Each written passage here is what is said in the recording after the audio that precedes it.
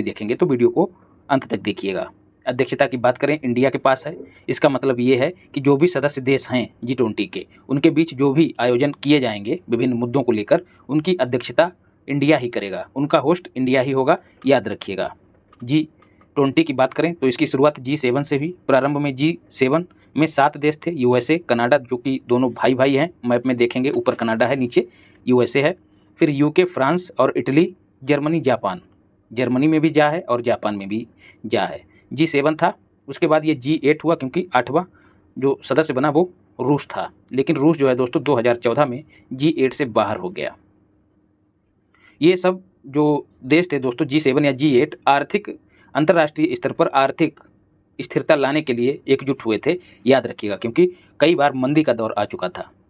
तो ऐसे ही दोस्तों G20 इन्हीं देशों ने मिलकर G20 बनाया। कब? 1999 में। उसका कारण भी आर्थिक मंदी ही थी, क्योंकि लाओस जैसे देशों ने अवमूल्यन किया, अपनी मुद्रा का अवमूल्यन किया ताकि निवेश बढ़ सके। अवमूल्यन क्या होता है दोस्तों मुद्रा का? उसकी खरीदने की कैपेसिटी, क्षमता को घटा देना। जैसे कोई चीज़ 5 रुपये में मिल जा रही है 1 किलो, लेकिन दोस्तों पता लगा उसके लिए हमको बाद में 10 रुपये पे करना पड़ जाए 1 किलो के लिए, तो इसमें क्या होगा? मुद्रा की क्षमता घट जाएगी। तो इसी को कहते हैं मुद्रा का अवमूल्यन। ऐसे में क्या होता है दोस्तों, कोई भी विदेशी कंपनी यदि हमारे यहाँ निवेश करती है तो मान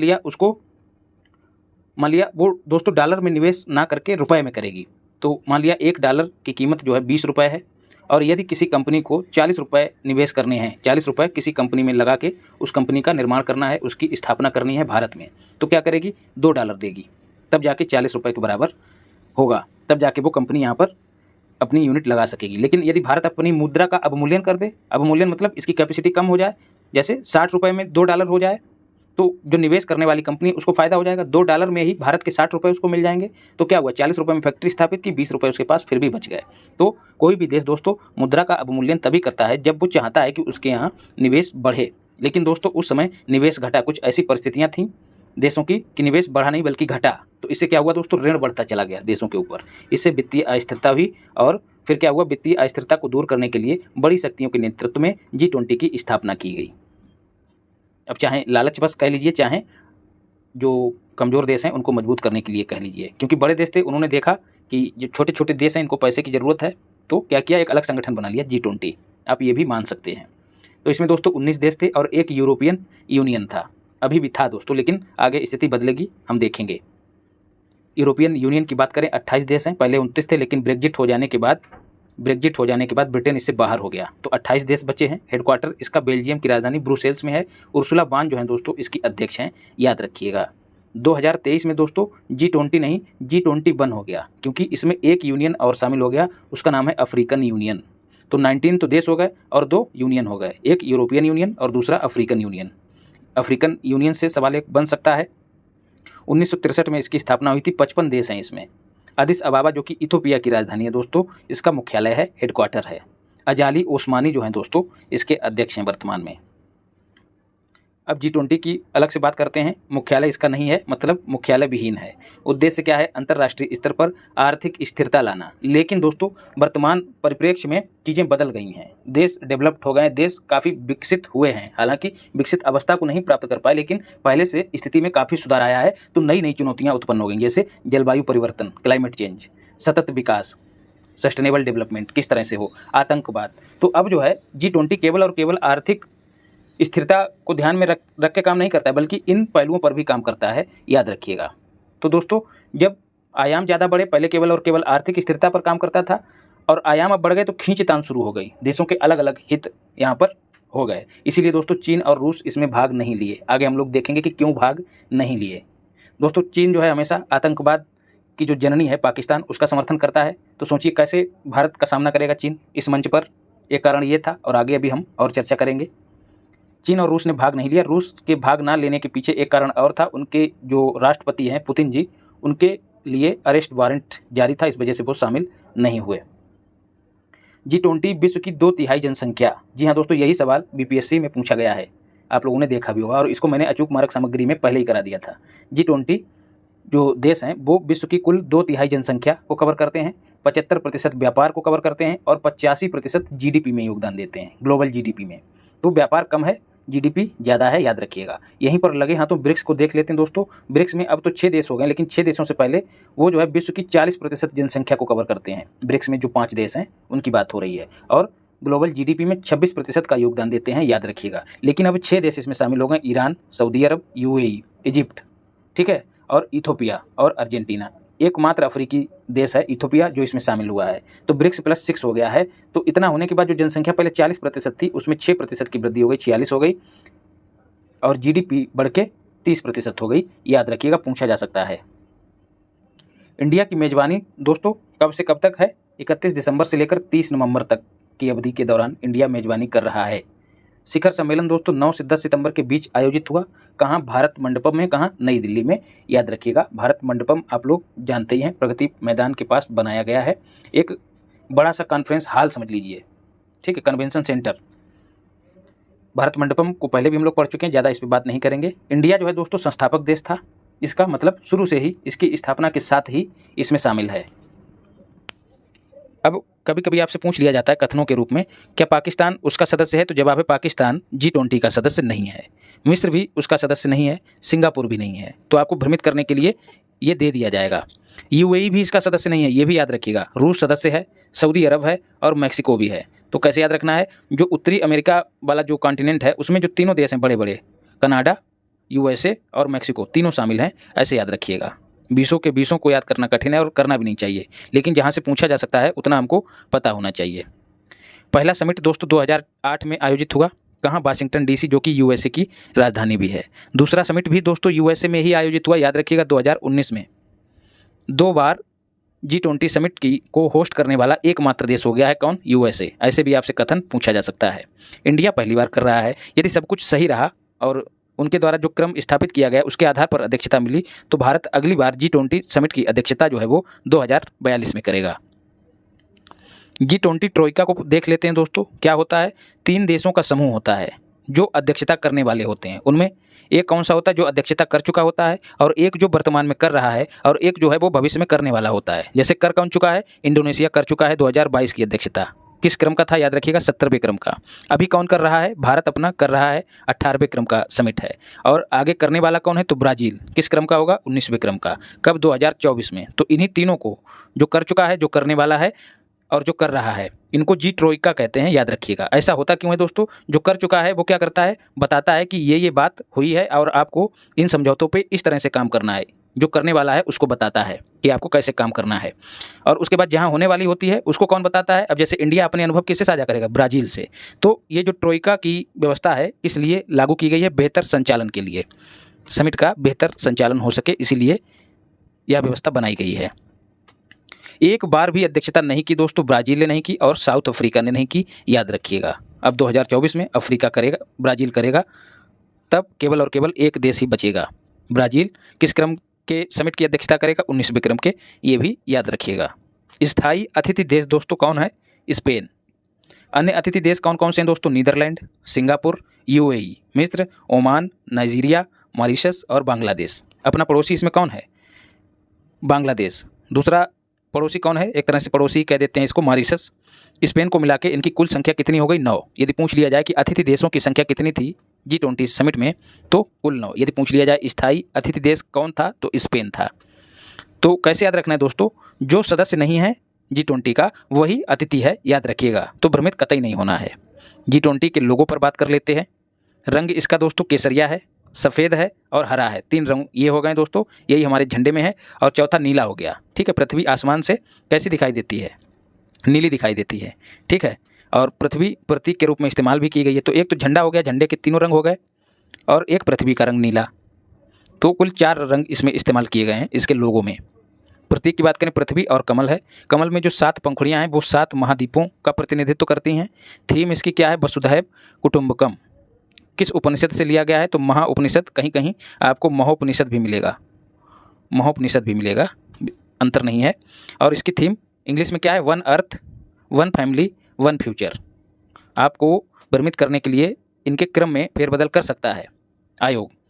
अर्थ को बाद में कर दे, फैमिली को पहले कर दे, या फैमिली को बाद में कर दे, फ्यूचर को पहले कर दे, इस तरह से। कैसे याद रखना है? अर्थ पे ही तो पहले फैमिली आएगी, अर्थ है उस पर सबसे पहले फैमिली आएगी, और जब फैमिली आएगी तभी फैमिली का फ्यूचर होगा। इस तरह से याद रखिएगा। शेरपा की बात करें दोस्तों, कौन होते हैं? जो राष्ट्र के प्रमुख होते हैं उनके द्वारा इसको चुना जाता है, उनके द्वारा चुना गया प्रतिनिधि होता है जो एक तरह से भारत का पक्ष रखता है। तो प्रत्येक देश ने अपना अपना शेरपा चुना और जिन्होंने पूरे वर्ष, जैसा कि आप लोग देख ही रहे हैं, दिसंबर से शुरुआत हुई है समिट की, मतलब अलग अलग क्षेत्रों में अलग अलग जगहों पर मीटिंगें हुई और उन मीटिंग्स को लेकर जो भी निष्कर्ष निकले उन सब को मैनेज किसने किया? शेरपाओं ने किया। तो शेरपा यही होता है। तो भारत का शेरपा कौन था दोस्तों? अमिताभ कांत, जो कि नीति आयोग के CEO भी रह चुके हैं। नेपाल में शेरपा किसको कहते हैं दोस्तों? नेपाल की एक जनजाति होती है नोमैडिक, उसको शेरपा कहा जाता है, याद रखिएगा। राष्ट्र प्रमुख जो हैं दोस्तों कौन कौन से आए हैं? एंथनी अल्बनीज ऑस्ट्रेलिया के हैं, फूमियो किशिदा जापान के, जॉर्जिया मेलानी इटली की प्रधानमंत्री दोस्तों, ये पहली महिला प्रधानमंत्री भी हैं इटली की, जोको विडोडो दोस्तों इंडोनेशिया के प्रधानमंत्री, सिरिल रैम्फोसा साउथ अफ्रीका और ऋषि सुनक जो हैं दोस्तों UK के प्रधानमंत्री इसमें शामिल हुए। अन्य भी देशों के प्रमुख शामिल हुए, लेकिन हमको इनको जरूर अपने जहन में रखना है, यहीं से क्वेश्चन पूछा जा सकता है और नहीं भी पूछा तो इनको नेग्लेक्ट करके आप सही उत्तर दे पाएंगे। प्रतीक दोस्तों क्या रहा जब भारत ने समिट की मेजबानी ब्राज़ील को हस्तांतरित की? तो लूला डी सिल्वा जो कि ब्राज़ील के नए राष्ट्रपति हैं उनको हथौड़ा भेंट किया, याद रखिएगा। महत्वपूर्ण निर्णय दोस्तों देख लेते हैं, क्या निर्णय हुए और क्या निष्कर्ष निकले। दिल्ली घोषणा पत्र जारी हुआ। इस घोषणा पत्र में कुल 73 मुद्दे शामिल थे। गरीबी, बेरोजगारी, भुखमरी, जलवायु परिवर्तन, आतंकवाद, प्राकृतिक आपदाएं, ऐसे कुल 73 मुद्दे शामिल हुए हैं, याद रखिएगा। ये संख्या कतई रट जाइएगा। India middle east Europe corridor बनाने की घोषणा की गई, किसके द्वारा? इंडिया के द्वारा। ये कहाँ से कहाँ तक? इंडिया के मुंबई से फ्रांस के पेरिस तक बनेगा। इसमें USA भी शामिल होगा, याद रखिएगा। तो मिडिल ईस्ट आप लोग जान ही रहे हैं, जो खाड़ी देश हैं उनको भी इसी में सिमेटा गया है, यूरोप को भी सिमेटा गया है और इंडिया को भी सिमेटा गया है। कॉरिडोर एक तरह का गलियारा होता है, तो ये गलियारा जो है दोस्तों सामान की आवाजाही को सरल बनाएगा। तो इससे क्या होगा दोस्तों? भारत का विदेशी व्यापार खूब फलेगा और फूलेगा। तो दोस्तों ये चाइना की BRI का विकल्प है, जो बॉर्डर रोड इनिशिएटिव है चाइना की, उसके विकल्प के रूप में इसको देखा जा रहा है, याद रखिएगा। ग्लोबल बायोफ्यूल अलायंस की घोषणा भी की मोदी जी ने बाय इंडिया। दोस्तों हमने तो 20% एथेनॉल मिलाने का लक्ष्य रखा ही है पेट्रोल में, लेकिन हम कह रहे हैं कि हम मिला रहे तो तुम भी मिलाओ। इससे क्या हुआ दोस्तों? प्रदूषण कम होगा। जो वाहन है यदि उनमें इथेनॉल का इस्तेमाल होगा तो प्रदूषण घटेगा। तो हमने जिस तरह से इंटरनेशनल सोलर अलायंस बनाया था पेरिस समझौते के दौरान, उसी तर्ज पर ग्लोबल बायोफ्यूल अलायंस बनाने की घोषणा की। ग्लोबल साउथ के विकास की बात की दोस्तों। ग्लोब पर जो देश इक्वेटर के साउथ में है उन्हीं को ग्लोबल साउथ कहा गया है, जो कि विकासशील देश हैं। उनके विकास की बात भी कही गई, याद रखिएगा। बैठकें देख लेते हैं। बैठकों से एक प्रश्न पूछा जा सकता है। सदस्य देशों के जो समूह हैं दोस्तों, जैसे आप लोगों ने खबरों में देखा होगा कि श्रमिक जो संगठन है उनकी बैठक अलग हुई, सांस्कृतिक बैठक अलग हुई, ठीक है। तो ऐसे ही पहली बैठकों को देख लेते हैं। ऐसे तो कई बैठकें हुई। पर्यावरण से संबंधित बैठक दोस्तों कहाँ हुई? बेंगलुरु में। सांस्कृतिक बैठक कहाँ हुई? खजुराहो में, MP में है। और कृषि से संबंधित बैठक बनारस में हुई, UP वाले कतई रट जाइएगा। शिक्षा पर बैठक कहाँ आयोजित हुई? चेन्नई में। पर्यटन पर बैठक कहाँ आयोजित हुई? पहली कच्छ के रण गुजरात में। और कला प्रदर्शनी का आयोजन दोस्तों बिहार के पटना में किया गया। मोदी जी ने अपने संबोधन में दोस्तों प्राकृत भाषा से संबंधित कुछ शब्द कहे, उनको याद कर लीजिए निबंध वगैरह में। इनको आप भूमिका लिखने के दौरान इस्तेमाल कर सकते हैं। पूरा तो याद करना कठिन है, लेकिन कुछ आप याद कर लेंगे तो औरों से अलग हो जाएंगे। हेबम लोकसा हित मुखे ती अत इयम ना तिसु हेबम।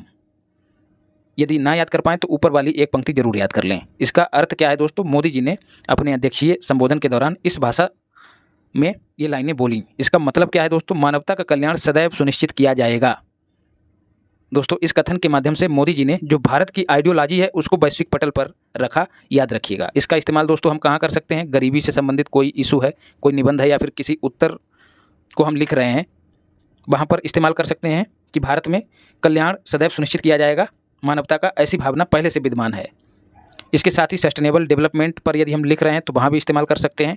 ऐसे ही वैश्वीकरण पर निबंध लिख रहे हैं या कोई उत्तर लिख रहे हैं तो उसमें ये लाइनें इस्तेमाल कर सकते हैं कि वैश्वीकरण तो ठीक है लेकिन मानवता का कल्याण सदैव सुनिश्चित होना चाहिए, ऐसा हमारे मोदी जी ने G20 समिट के संबोधन में कहा था। मतलब ये हमारी आइडियोलॉजी है। तो इस तरह से हम अपने उत्तर को या फिर निबंध को पुष्ट कर सकते हैं। सबका साथ, सबका विकास, सबका विश्वास और सबका प्रयास की बात की गई G20 समिट के दौरान। इसको भी हम लोग अच्छा ये है किसमें, आतंकवाद, खाद्य सुरक्षा, साइबर सुरक्षा, इन सब मुद्दों पर, ऐसे मुद्दों पर सबके साथ की बात की गई, सबके विकास की बात की गई, सबके विश्वास और सबके प्रयास की बात की गई। ये सब चीज़ें आवश्यकता के अनुसार आप इस्तेमाल कर सकेंगे। कोणार्क मंदिर का जो चक्र है दोस्तों, वो भारतीय संस्कृति का प्रतीक है। जो पहला पेपर है यूपीपीसीएस मेंस का, उसमें आप इसको आर्ट एंड कल्चर में इस्तेमाल कर सकते हैं। अफ्रीकन यूनियन की सदस्यता दोस्तों, आप सभी को पता है 21वां सदस्य शामिल हो गया है, ठीक है। आईआर में इसका इस्तेमाल किया जाएगा। आईआर आप सब जानते ही हैं, पेपर सेकंड की बात हो रही है। इससे क्या हुआ दोस्तों, यूनाइटेड नेशन सिक्योरिटी काउंसिल में, ठीक है, समर्थन की संभावना बढ़ गई है। भारत ने जब, चूंकि ये 55 देशों का समूह है, तो ना केवल एक देश बल्कि 55 देश जो हैं दोस्तों यूएनओ में भारत के पक्ष में हो जाएंगे। बताइए चीन कैसे नहीं जलता। इसीलिए चीन ये बात पहले ही भांप गया तो अपने को किनारे कर लिया। समर्थन की संभावना बढ़ गई।